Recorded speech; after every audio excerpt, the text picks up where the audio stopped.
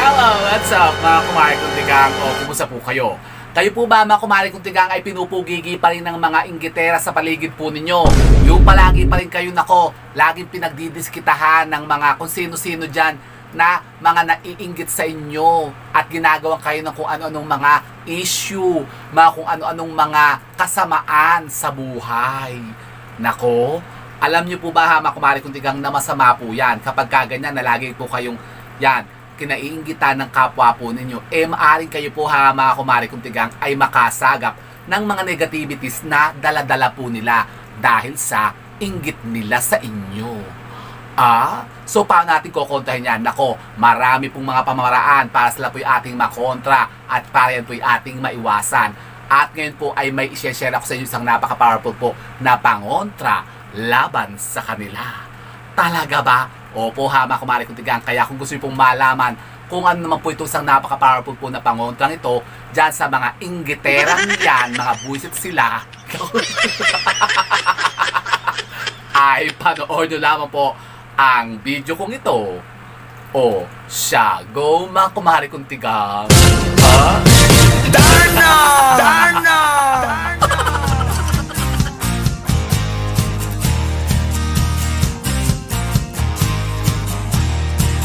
So, ayun na nga po ha mga kumari kong tigang, isang mapagpalang araw naman po sa inyong lahat at naway nasa mabubuti po kayong kalagayan ngayon kasama niyo pong mga pamilya at mga mahal sa buhay. At yun na nga po ha mga kumari kong tigang, ngayon po ito ang pag-uusapan lang po natin ha mga kumari kong tigang tungkol naman po sa mga taong mga inggitera na mga nasa paligid po ninyo. Kayo po ba ha mga kumari kong tigang nakakaranas pa rin ng mga sinasabing mga kabwisitan, mga negative energy na dala-dala ng mga taong naiinggit sa inyo? Nako, maraming ganyan ha mga kumari kong tigang. Baka kayo po naaabatan nyo dyan, yan sa paligid po ninyo. Nako, Mariosep, paano gagawin natin? Yun na nga po ha mga kumari kong tigang. Halimbawa, kayo po baga yung palagi na lamang pinagdidiskitahan kasi dahil sila po yung naiinggit po sa inyo. Tapos kapag kaganyan na kayo po kinainggitan nga ng mga tao, di syempre ang mga taong yan makakaisip ng kung ano-ano mga negativities laban sa inyo. Ay pag-iisipan kayo ng masama niyan, kaya kapag kayo po nakakaranas ng ganyan na parang kayo lagi lang ang bigat-bigat ng pakiramdam po ninyo, maaring kayo po ha mga kumari kong tigang ay may yun na inggit. Tapos maaring kayo po ay gawan niyan ng kung ano-anong mga maldisyon o masamang dalangin o sumpa. Yun ang nahirap pagka kayo na napatawan nila ng mga yung inggit. Kasi yan po yung sinasabi para yung mga evil eye baga. Pagka may mga taong nainggit sa inyo, i-evil eye kayo ng mga yan. Kumbaga kasi parang lagi lamang sila may mga jealousy. Yung jealousy nga sa inyo, halimbawa sila po yung inggit nga sa inyo, kayo halimbawa namamayagpag. Tapos kayo kumbaga magandang mga buhay po ninyo, magandang mga karir po ninyo, magandang mga face nyo. Talaga ba? Halimbawa kayo po yung mga fresh, sariwa, tapos parang ang ganda-ganda ng karir nyo ngayon, ang ganda-ganda ng mga trabaho nyo, tapos kayo talagang kumikita, talagang umaasenso at gumaganda ang buhay po ninyo. Tapos sila naman ay parang yung mga nalolosyang to death na at tapos yung mga natitigaw na at parang nalulugmot na sa kahirapan o sa negativities. Kapag kaganyan, maaaring kayo po ha mga kumari kong tigang ay kainggitan. Kaya kayo iwas-iwasan yung pagpe-flex-flex lagi sa online. Pagka kayo yung ang tawag doon, magpo-post lagi ng mga happening sa buhay po ninyo. Huwag nyo ipapakita kasi yung mga ginagawa nyo, lahat ng mga nangyayari sa buhay po ninyo. Kasi yung mga mata ng mga inggitera dyan, nasa paligid lang yan at laging nakatutok sa inyo. Binabantayan kayo niyan. Talaga ba? O kapag kayo naabatan nga niya, sabihin, kaya naman nakakapagpaganda yan kasi ganyan. Nangungutang lang naman sa card, nakugutang lang naman sa mga lending. Lubog naman sa utang yan. Kala mo napakaganda, napaka-presariwa. Kasi ganyan ng mga inggitera, maraming masasabi sa inyo. Talagang kayo gagawan po ng issue kapag kaganyan. Bakit pa kasi ganyan ha, kumari ko tigang mga tao? Kasi sobra sa inggit baga. Nako, kayo po baga ha, kumari ko kayo nakaka-experience ng ganyan sa mga lugar po ninyo. Yung maraming nainggit. Nako, pues, kung ganyan pong mga sitwasyon nyo po ha, kumari ko tigang halimbawa kayo talagang pinagdidiskitahan lagi at talagang kayo parang pinupulutan ng mga inggitera dyan sa mga lugar po ninyo. Eh alam niyo po ba, mga kumari kutigang, na may mga maiinam naman pong mga pangontra at pamamaraan para po sila po yung ating maiwasan, para makontra natin yung mga negativities na dala-dala po nila. Paano? Sa pamamagitan lamang po, mga kumari kutigang, ng paggamit po ng mga babanggitin kong mga pangontra laban sa kanila. At ito po yung napakainam din po, mga kumari kutigang, na pampaswerte. Kapag ka ito'y ginamit nyo po, ay makakontra sa mga inggitera sa paligid po ninyo, suswertein pa kayo para lalo kayong talagang bumongga. Ano yan? So yun na nga po, mga kumari kutigang, wala na masyadong chikatalakis. Eto na, ipepresent ko sa inyo isang napaka-powerful at napakabisang pangontra laban sa mga inggiterang yan.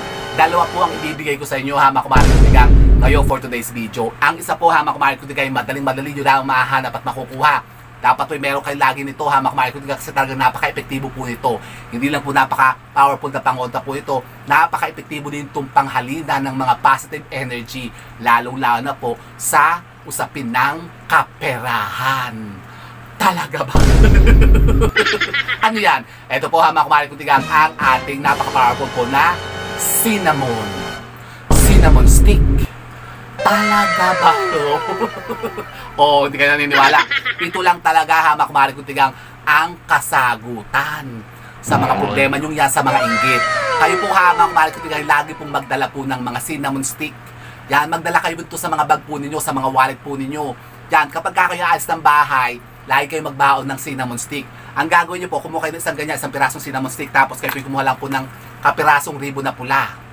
Ito po tatalian lamang po natin ng kapirasong ribbon na pula, kasi alam niyo po ba yung mga ginagamit natin, mga pampaswerte o yung mga pangontra katulad po nito, na ina-activate po natin ng power ng ribbon na pula. Naku, napaka-powerful po niyan, mga kumari kutigang, napakabisa niyan kapag ginawa nyo yan.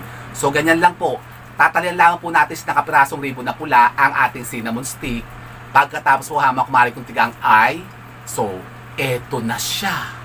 Anong gagawin natin dito? Ito po, mga kumari kutigang, ay alayan natin ng konting panalangin. Gawin po natin ito tuwing araw ng Biyernes. Tayo po'y mag-alay dito ng isang panalangin ng Ama namin, isang Abagin ng Maria at sumasampalataya. Kumbaga, affirmation po nung paniniwala natin sa bertud niya. Pagkatapos, tayo hihiling. Humiling kayo, magpetisyon kayo dito na kayo i-adya lagi, mga kumari kutigang, sa mga masamang mga tao. Yan, sa mga inggiterang ganyan. Yan, tapos kayo ay maka-attract ng maraming positive energy na magbibigay sa inyo ng mga kaswertihan. Yun, pagkatapos, anong gagawin natin ito? Ito po ilalagay po natin sa ating mga wallet o sa ating mga bags. O sa bulsa po ninyo, ilagay nyo lang kung ganyan. Dabaunin nyo po ito kapag kayo lumalabas ng bahay po ninyo para yung mga sinasabing mga negative energy na nasa paligid nyo, na kapag kayo nakikita, kinaingitan kayo, makokontra natin yan, ma-repel natin sila. Talaga ba? Opo, mga kumari kutigang, so napakasimple po ang paggamit po ng cinnamon stick, napaka-epektibo niya na pangontra sa inggit. Tapos, number 2, isa pa po. Diba sabi ko nga sa inyo, mag-atikha kayo nito. Isang napaka-powerful po na klase po ng stones o ng mga semi-precious stones na pinaniniwalaan ng ating mga matatandang mga inuno na napaka-epektibo din na pangontra sa mga inggit na ganyan o sa mga sinasabing mga gawa ng tao, yung mga bating tao at bating lupa. Ano yan? Ito po, mga kumari kutigang, yung lagi kong pinetext sa inyo, sabi ko sa inyo, mag-atikha kayo ito, ang ating gintong hilaw. O yan, ang gintong hilaw, ang ating batong gintong hilaw, mga kumari kutigang yan. Mga stones po yan. Ito po, o tinatawag din po sa English na pyrite stones. Yan, pyrite stones po, mga kumari kutigang, iba't iba pong klase niyan. Yan, ito katulad po ito isang to. Ito po yung talagang top grade na natin na pyrite stone. O, tingnan nyo naman. Nako, napaka-pambihira ito. At talagang ito yung top grade quality ng pyrite stone sa mga kumari kutigang. O ang ating gintong hilaw. Ito naman po isang klase naman po, iba rin po ito. Ibang klase. Iba po kasi ang grade ng kasi ng mga parang iba-ibang kumbaga antas ng kanilang kinang katulad itong isang pag napakalit na to, tingnan nyo naman, naku, huwag nyo napansinin yung kuko ko at nabubulok na yung kuko ko. Naku, seryoso. So, yan, ito po, isang klase po ng ating pyrite stone. Tingnan nyo, akalit-lit yan, mga kumari kutigang, pero napakaganda. Ito po yung mga ginagamit natin, sabi ko sa inyo, na pwedeng gamitin natin na pang pendant. Ito ilalagyan natin ng parang hook para siya ay maging pendant natin. O katulad po ito po, yan, ito po naman, pwede naman po natin gamitin naman pong na yung nga, lucky charm natin sa mga bags natin. Yan, dala-dala natin siya araw-araw.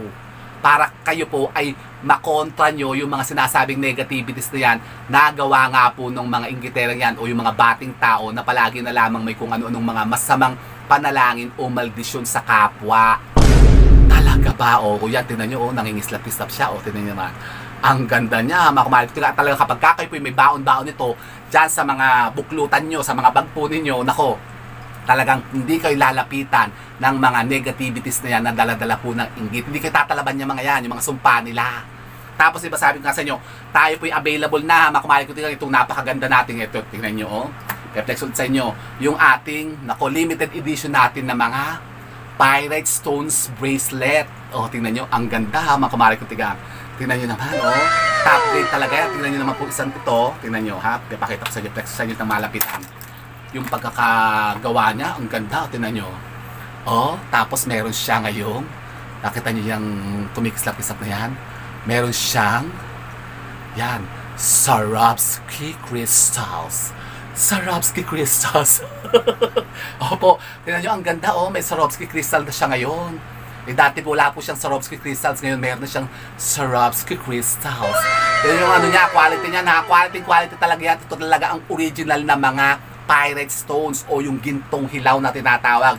Nako, kayo po'y magsuot po nito, ha, makumari ko ito yan. Kayo po'y lagi na lang yung batiin, yung lagi na lamang kayong na ano ng mga ano nyo, mga tao, yung lagi kayong pinagdidiskitahan, lagi kayong inuusog, lagi kayong sinusumpa, yan. Yung lagi kayong binibigyan ng masamang panalangin. Nako, ito ang isuot nyo, ha, makumari ko, tingnan nyo, suot ko. Nako, ang ganda eh. O, tingnan nyo naman. Yan, o, itatabi ko sa aking mga citrine, ha. Citrine kasi yung suot ko eh. Citrine talaga kasi ang favorite ko na isuot, o. Tingnan nyo naman. O, pwede siya katabi ng citrine, ha. O, mga kumari kong tigang, o, mga citrine, ito mga citrine talaga. Favorite ko kasi talaga citrine, tsaka jade. Yan. Tapos ito, yan, para kontra-inggit naman, Pyrite Stones bracelet po. Yan, lucky charm din po ito, ha, mga kumari kong tigang.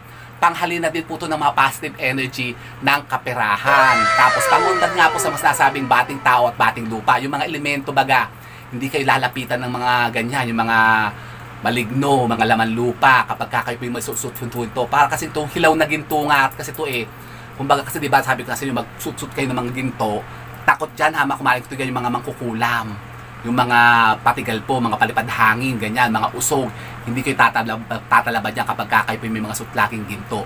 So, ito naman po, napakainam po ito, itong ating mga hilaw na ginto o yung ating Pyrite Stones na pangontra din sa kanila.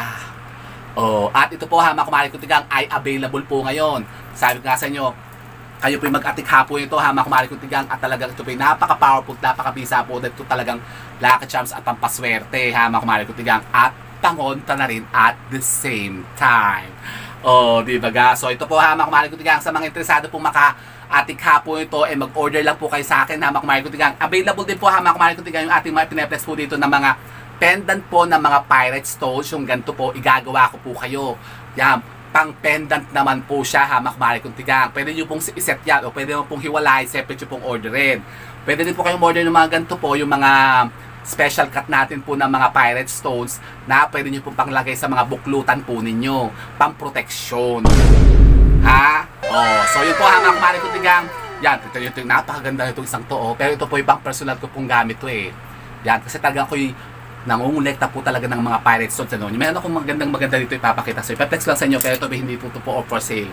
Ito po isang napakaganda at napakalaki kong Pyrite Stones. Nandun yun naman, oh. Naninilaw-nilaw siya. At kita nyo yung mga kumikslap na yun talagang, oh, kalaki-laki niya na makumahal kong tiga. Oh, diba? So ito po, mga kumahal kong tigang, available po ito ngayon. Nako, mag-atikha na po kayo ito para kayo po yung makakontra na sa mga sinasabing mga negativities na yan na may daladalang kamalasan ng mga taong naiinggit sa inyo. Oh, so yun po, mga kumahal kong tigang, sana po may napunto ng mga bagong idea at kaalaman sa pagkontra sa mga sinasabing mga kamalasan na yan. And with that, mga kumahal kong tigang, keep safe and God bless. Thank you for watching. And don't forget to subscribe my channel. I know you like it. And don't forget to brush your teeth. Bye, mga kumahal kong tigang. O mag-atikha na kayo ito para makontra nyo yung mga inggiterang yan sa paligid po ninyo. Ah?